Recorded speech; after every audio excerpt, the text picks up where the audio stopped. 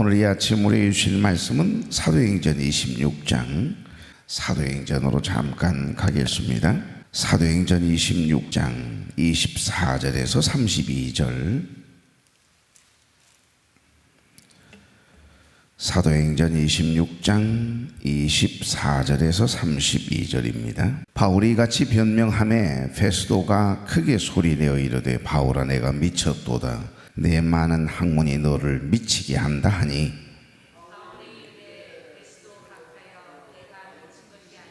참되고 온전한 말을 하나이다. 왕께서는 이 일을 아시기로 내가 왕께 담대히 말하노니 이 일에 하나라도 아시지 못함이 없는 줄 믿나이다. 이 일은 한쪽 구석에서 행한 것이 아니니이다. 선지자를 믿나이까? 믿으시는 줄 아나이다. 아그리빠가 바울에게 이르되 내가 적은 말로 나를 권하여 그리스도인이 되게 하려 하는도다.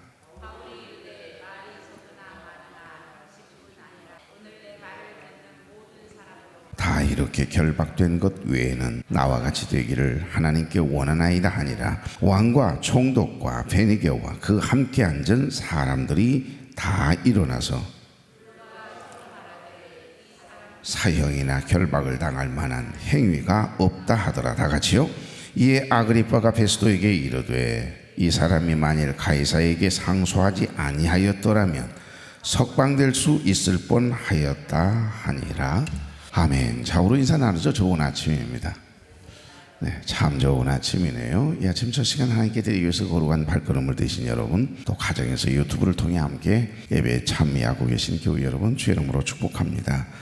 자, 이번 주는 잠깐 우리가 사도행전을 묵상하고자 합니다. 오늘 이 본문의 사도 바울은 지금 자신의 인생에 있어서 가장 혹독하고 긴 재판의 과정을 보내고 있는 그런 내용이 담겨 있거든요. 이유는 단 한 가지입니다. 예수 그리스도를 전했다는 거죠. 그가 무슨 큰 죄를 지었거나 또 특별히 죄값을 받을 만한 큰 죄를 지은 적은 없습니다. 누구보다도 예수 그리스도를 믿는 그리스도인들을 정말 싫어했고 믿는 사람들을 잡아다가 굴비 엮듯이 엮어가요 감옥에 쳐넣거나 핍박하고 박해하는 일에 앞장섰던, 율법적으로는 아주 대단한 전도가 유망했던 청년이 사울이라고 하는 청년 아니었습니까?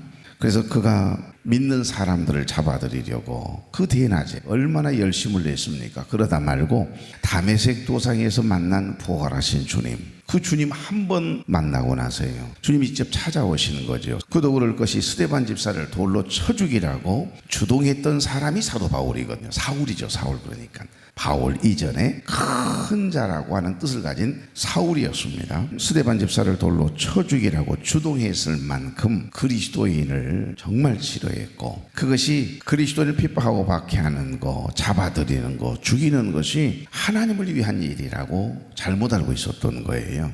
그런 그를 다메섹 도상에서 주님은 찾아오셔서 만나주셨고, 사울아 사울아 왜 내가 나를 핍박하느냐, 당신 누구십니까? 물었더니 나는 네가 핍박하는 예수 그리스도다. 부활하신 주님이 직접 찾아오셔서 만나주시거든요. 그 만남 이후에 사울이 변화되거든요. 그가 그렇게 싫어했던 예수님을 전해요.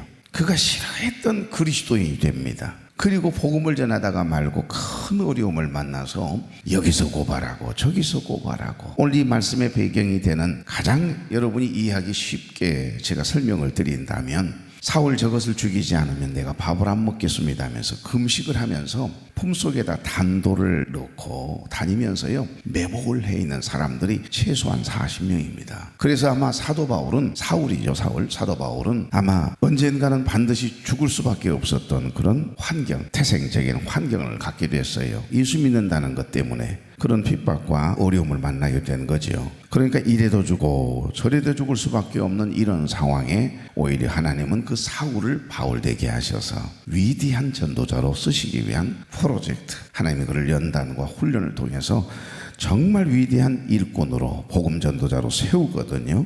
예수 그리스도를 믿고 부활하신 주님을 증언하고 간증했다라고 하는 그 한 가지 이유 때문에 가장 혹독하고 긴 재판의 과정을 지나고 있거든요.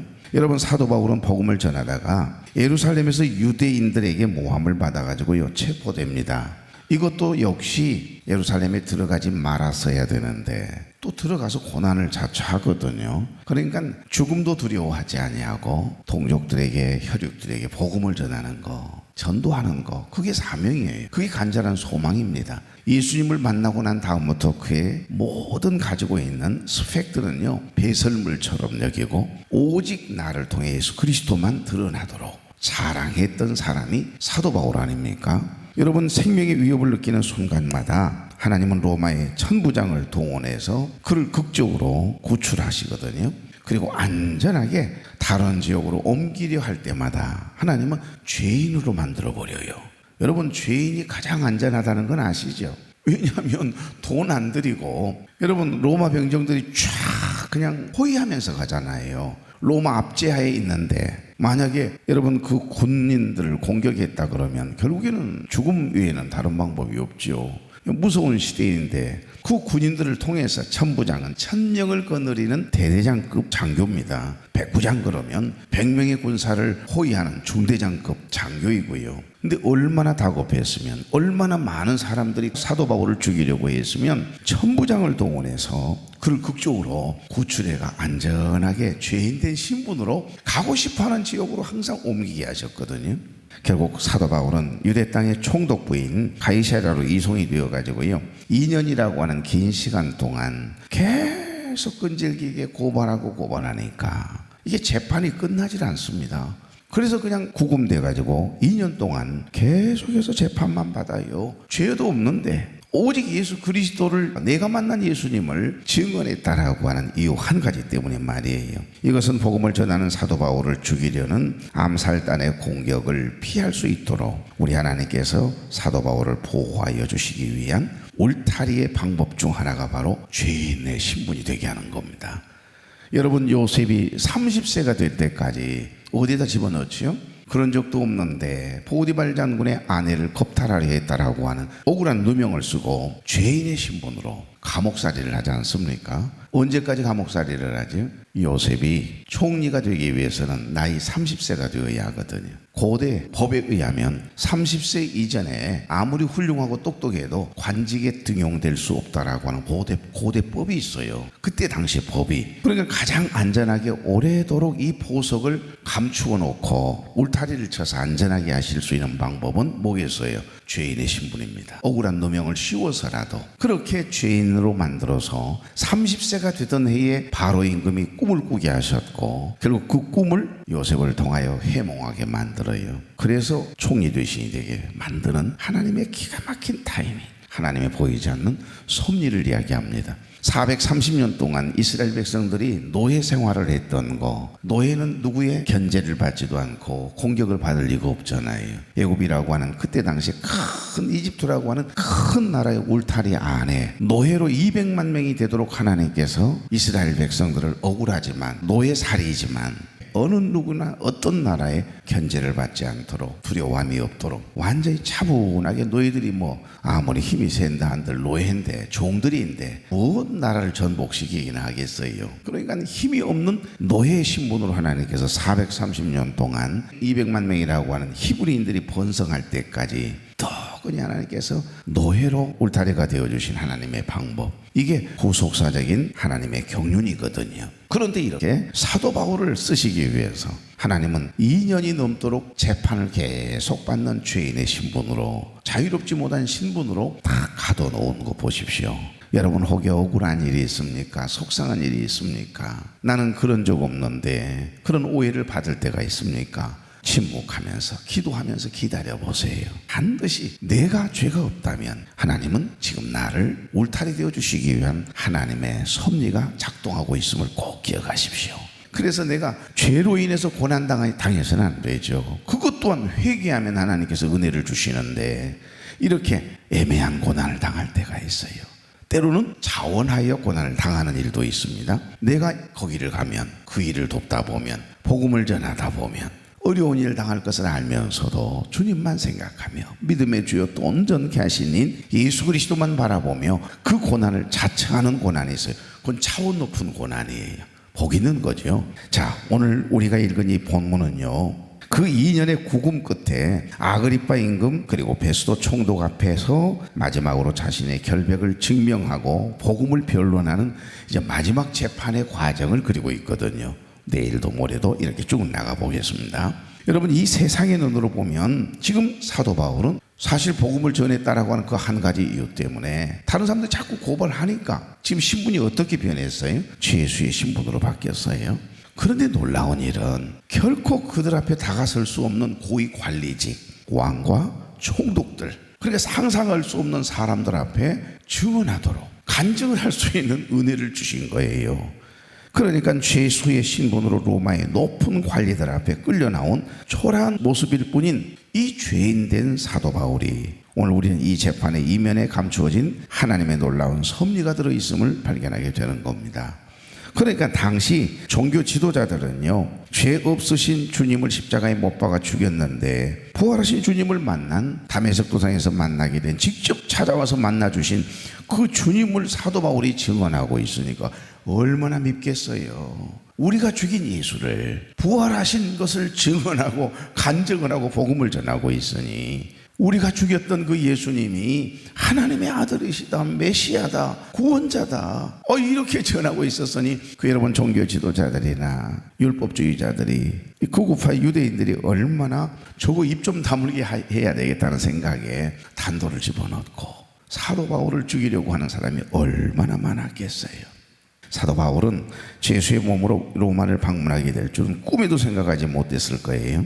그러니까 하나님은 기가 막힌 방법을 통해서 사도 바울의 간절한 소망, 여러분 사도 바울의 간절한 소원이 뭘까요? 로마 대제국이 패권을 쥐고 전 세계를 우주좌지하고 있는 로마 대제국 시대거든요. 그러니까 항상 사도 바울은 내가 만난 예수님을 저 모든 세계는 로마를 통하지 않으면 안 된다, 로마의 길이 있다, 이 생각을 하고 로마에 가서 복음을 한번 전해보고 싶은 거예요. 그래야 열방을 향하여, 온 세상을 향하여 복음이 확산될 수 있을 것이라고 하는 확신이 있는 겁니다. 그래서 그 마음의 간절한 소망은 내 동족 이스라엘이죠. 그리고 내 혈육, 내 친척, 이들에게 예수 믿도록, 예수님은 부활하신 하나님의 아들이시다, 부활하신 우리 주님, 그 주님을 증언하고 싶은 거예요. 간증하고 싶은 겁니다. 왜? 내가 직접 만났으니까요. 이 복음을 어떻게든지 로마에 가서 한번 전하고 죽는 것이 소원이에요. 그런데 로마로 갈 수 있는 길은 몇 개월 배를 타고 산을 지나서 걸어서 가야 하거든요. 몇 달이 걸릴 줄 몰라요. 그런데 여러분, 그곳까지 가서 복음을 전하고 싶은 그 간절한 소망, 하나님, 나 로마에 가서 복음을 한번 전해보고 싶어요. 그리고 열방을 향해서 예수 그리스도는 우리 인생의 주인 되신 우리 주님은 하나님의 아들이심을 증언하고 싶습니다, 이렇게 간절하게 소망하거든요. 그러면서 기도했는데 때가 되었던지 하나님이 이 사도 바울을 로마로 보내기 위한 계획을 이제 시작하는 거예요. 그 첫 걸음이 바로 죄인의 신분으로 재판을 받는 과정을 겪게 하셨다, 이 말입니다. 자, 여기에서 우리는 하나님의 놀라운 지혜와 섭리를 깨닫습니다. 첫째, 하나님의 섭리는 사도 바울이 죄수의 신분이었기에 높은 주위에 있던 사람들 앞에 서서 마음껏 간증을 하게 되었다라고 하는 거, 이것이 은혜인 줄로 믿습니다. 그러니까 사도 바울, 이 로마 최정의 궁정 수비대 사람들을 만났고, 심지어 벨릭스 총독, 베스도 총독 바뀌면서 말이에요, 총독이 바뀌는 그 과정에 두 총독을 다 만나 내가 만난 예수님을 그들에게 증언할 기회를 얻은 겁니다. 그리고 오늘 본문의 내용에 나와 있는 아그리파 왕을 만나서도 지금 내가 만난 예수님을 증언해요. 왜? 증언하지 않을 수 없는 이유는 너 왜 뭐 때문에 죄인 돼가지고 끌려왔냐? 그러면 죄수의 신분 너무나 억울하잖아요. 지금 로마의 시민권이 있으니까 함부로 대할 수도 없고 함부로 재판을 할 수가 없는 신분인 이 사도 바울을 신문하기 위해서는 무엇 때문에 이 자리에 죄인이 되어서 서 있느냐 이거예요. 그럼 그걸 설명하려면 어떤 이야기를 해야 되겠어요?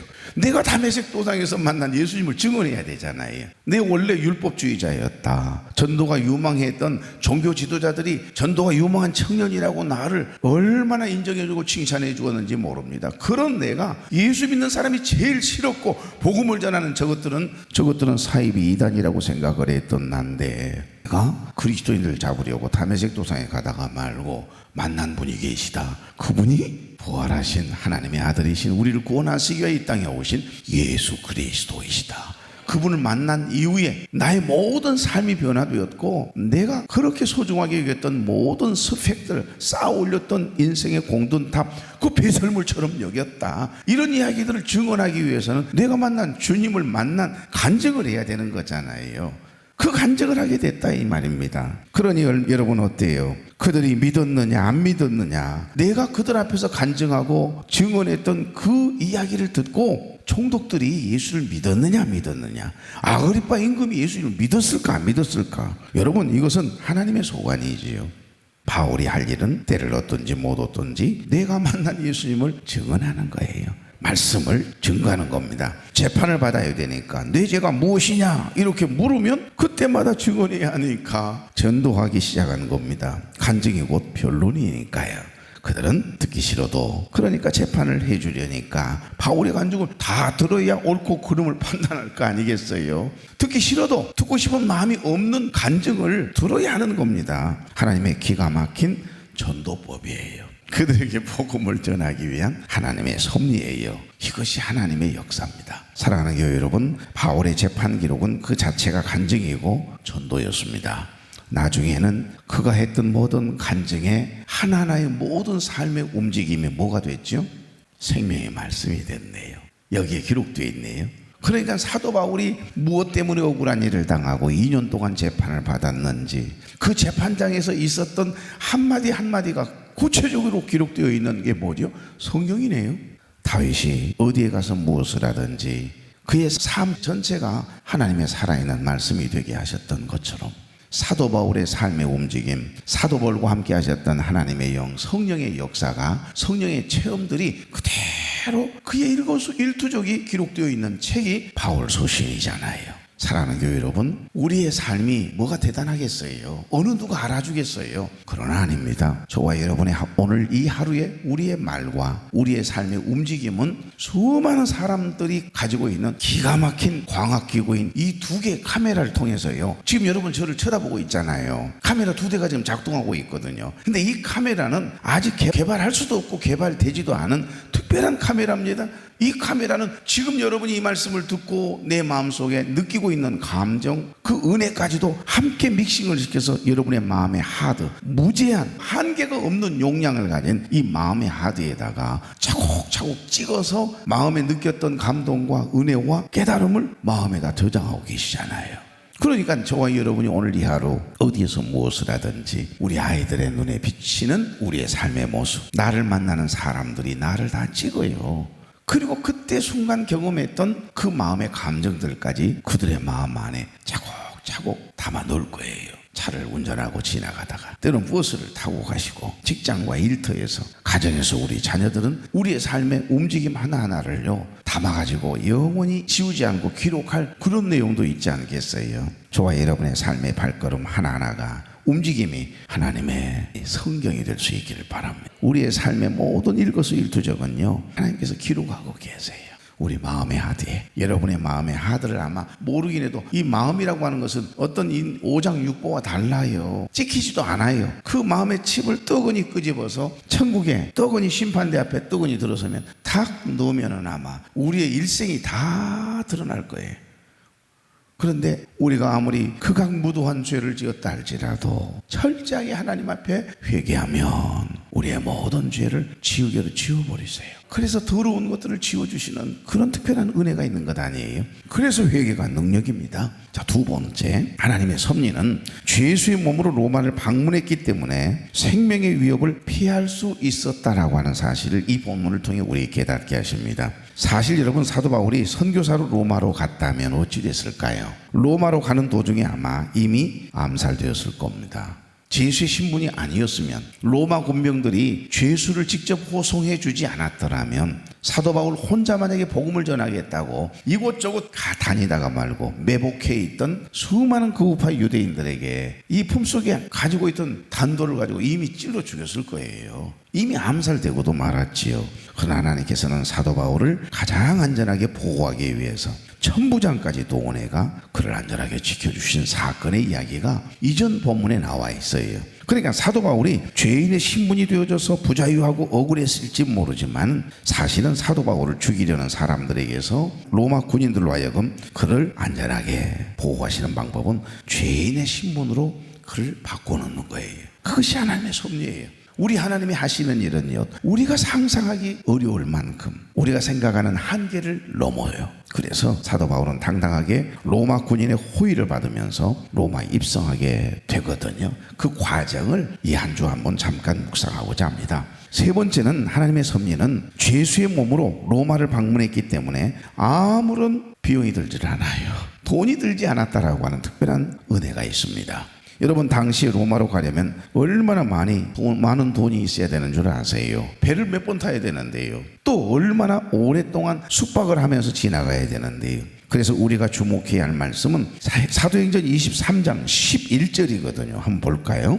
사도행전 23장 11절 다 같이요. 그날 밤에 주께서 바울 곁에 서서 이르시되 담대하라. 내가 예루살렘에서 나의 일을 증언한 것 같이 로마에서도 증언하여야 하리라 하시니라. 이 모든 일들은 하나님의 계획 안에 있었고 우연을 가장한 하나님의 섭리였음을 우리에게 증언하고 있는 말씀이에요. 아그리파 임금 앞에서의 사도 바울의 변증은요, 그들이 보기에는 변증이고 증언일 수 있지만 영적으로 가만히 깊이 들여다보면 그들 앞에서 지금 사도 바울은 뭐하고 있는 거죠? 간증하고 있네요. 세상에 죄수의 신분이 아니었으면 그 높은 지위를 가진 총독들 둘이가 교체하는 시기에 두 총독 앞에서, 그리고 아그리파 임금 앞에서 어떻게 간증을 할 수 있겠습니까? 하나님의 섭리죠. 사도행전 26장 23절까지는요 초라한 죄수의 몸으로 5차례의 변증 중에서 가장 길고 가장 깊은 변론이 담겨져 있습니다. 그래서 간증을 통한 복음을 당당하게 그들의 증언하는 내용이 아주 길게 기록되어 있거든요.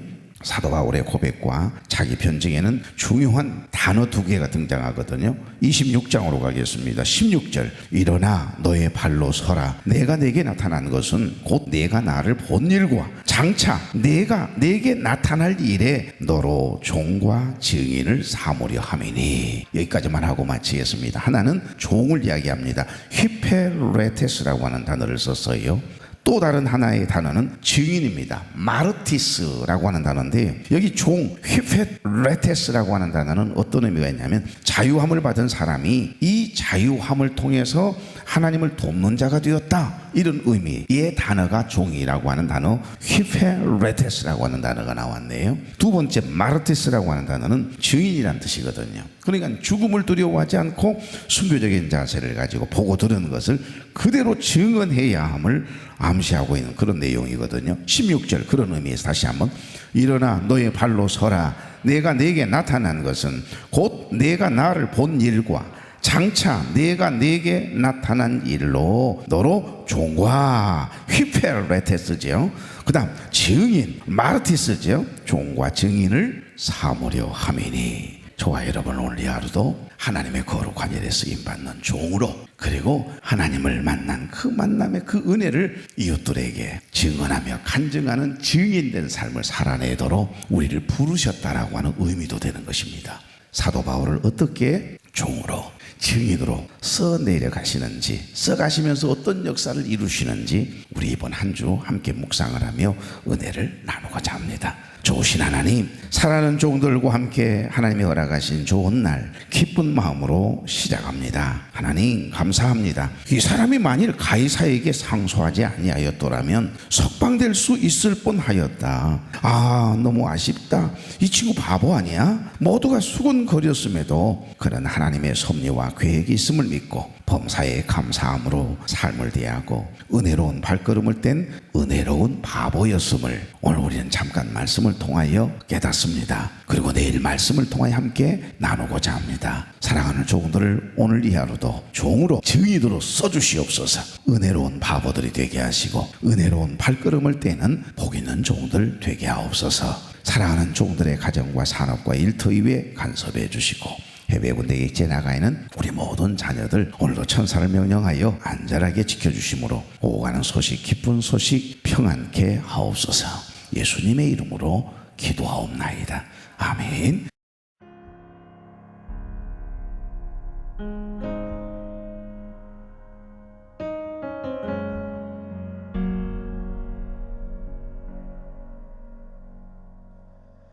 주발 앞에 무릎 꿇고 그 사랑에 나 안기네. 어떤 말도 그 어떤 소리도 그 발 앞에서 잠잠해지네.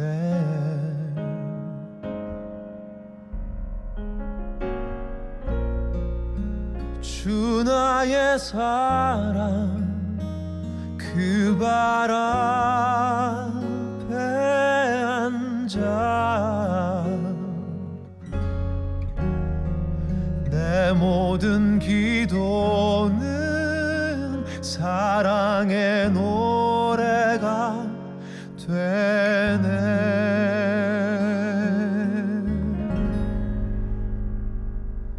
주의 옷자락 만지며 주의 두 발을 씻기며 주님 그 발에 입 맞추며 나의 왕관을 놓으리. 주의 옷자락 만지며 주의 두 발을 씻기며 주님 그 발에 입 맞추며 나의 왕관을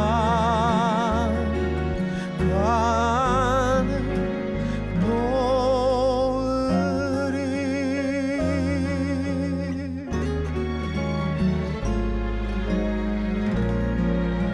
주 나의 사랑 그 발 앞에 앉아 내 모든 기도는 사랑의 노래가 되네.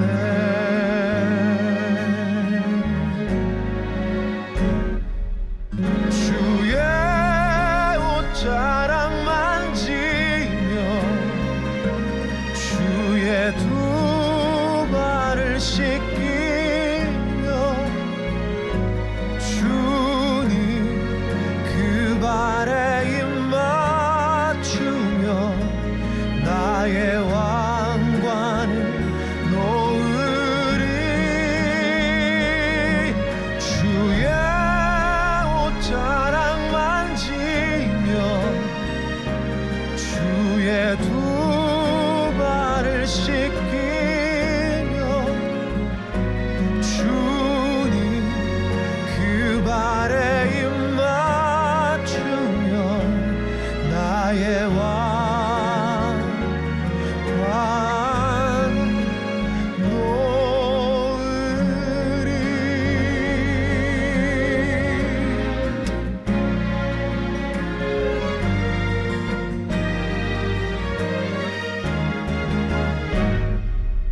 주의 옷자락 만지며 주의 두 발을 씻기며 주님 그 발에 입 맞추며 나의 왕관을 놓으리.